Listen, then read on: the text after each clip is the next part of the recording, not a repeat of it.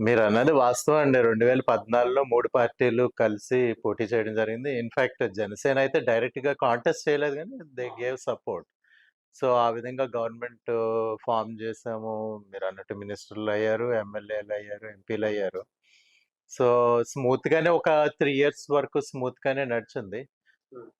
కానీ తర్వాత డిఫరెన్సెస్ ముఖ్యంగా ఈ స్పెషల్ స్టేటస్‌కి సంబంధించి ప్రాబ్లమ్ ఏమైందంటే వైసీపీ ప్రెషర్ పెట్టడం, ఆ ట్రాప్‌లో పడిపోయారు టీడీపీ వాళ్ళు. ఓకే. సో, పడిపోయి మాతో అలయన్స్ తెగదెంపులు చేసుకోవడం, మమ్మల్ని క్రిటిసైజ్ జేయడం. సో, ఓటర్లు కూడా అప్పుడేంటంటే వైసీపీ వైపు మొగ్గు చూపడం. హ్మ్.